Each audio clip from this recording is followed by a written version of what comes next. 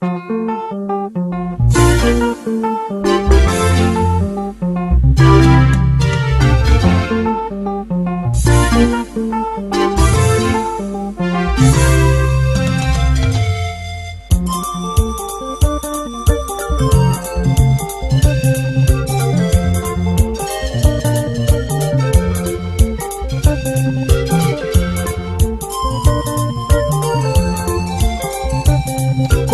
baganda bange wabulanzira kaseko olwaleero ndi mu bunevu.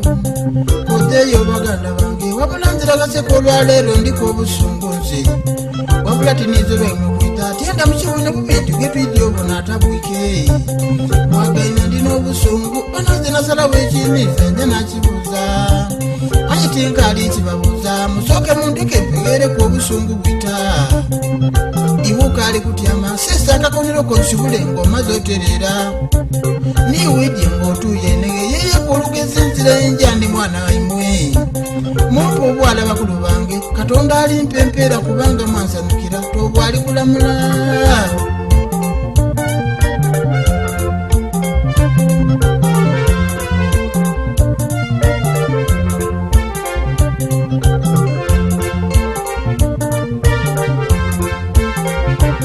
Baba bekisanchi boine kintu kibine iwobairo kali kukiona. Nze abantu kamana bendagaine ababeere nekisayi babiwulwa abairugavu. Omuntu aitanga ali kuwuwa atinda mbulukumi ndalo kuwandi n'omulwaire. N'owundi asaba n'omutwalo atinda kukuwanga ntunze obumwanyi bwange. Tomwami ojinga mutwalo kumba oli kusikula mpala n'etaida akutuka. Omuntu owamuwanga muli kuteesa kajofa omuntu akokukusasula iwe owamutaasa. Ikiriza kyowola toteeme okibanga oyemereire abasoka olugero olulutya. Omuntu akwidira mu bitangana janga akugeya olw'okubamu abitanga mwembi. Nze gemba tikutegeera mba nakugeya nti antikiti mbaali n'ebikweka. Bamekano banaife be baisa olw'ebintu ebyaibwe omuyikiriza okubanda kwisa.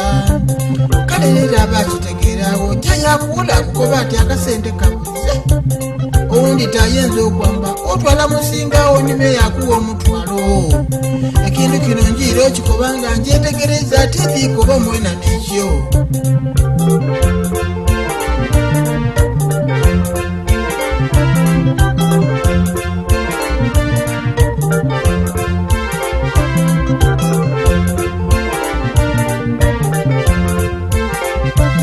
Tuzinatama muluya lwange nalingirira ensi newonya abantu nti aha. Tuzinatama muluya lwange nalingirira ensi newonya abantu nti aha. Niye kubakwazika saati eno waire kukwazika mpala ebizibu obwo byezaalire. Watyama bubaine nga bali kulota amalanga akugeya nti pita neyangemya olusu luno. Engoye zapita nazozula nalizira lumwayi nalufuna okuva ku pita oyo. Webuuza oli tewamanyaganga nze ndina olusu nibuwedda n'onsaba esaati. Kale bw'obanga tewekolakisa olatuuka ati okukuba ati obuna akasimba. Ekisa kibi nze nakibona era iwe okaali nakyo olinda ebindi byentegeike. Nze nene mujja okukoba nti mujanga munenya bwa mitwe muti amabeere gonsa.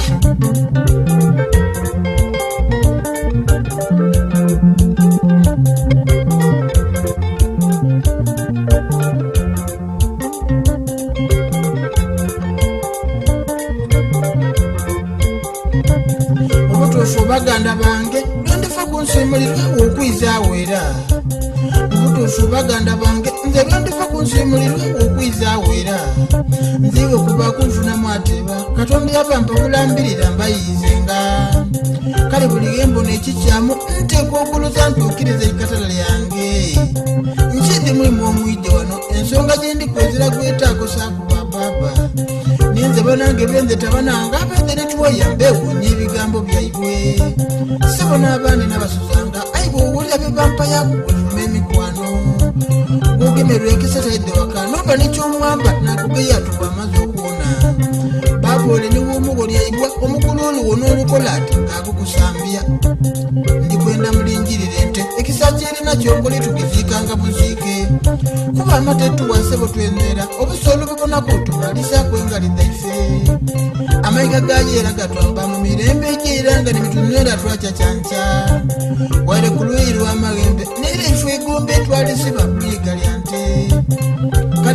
agenda ku kikyamu aye okukisasula esasulwa biri buluyiri waife okufeefuira mu bulumi era esalibwa biso yafanga esalibwasalibwa ate yeba emaze okubangibwa eriba yalyo lisuba ku ngoma lyakubibwa awo n'agaafa olugero nno nti akola ebirungi asasula bibi ekyo mukitegeere waire ku luyi lw'abakyala n'ab'omuseesesi ati oyo obwenzi bwa muyinga enkoko wekoma okubiika tebiika kyenda lwakwenda kusanusa yajaya ninze ndisaba nkomawo nsigere malagalo weegayi mwatabula bantu mukobere kwataganze kwita mukyole malagalo ogwemba yakonkera mu mabeere bayi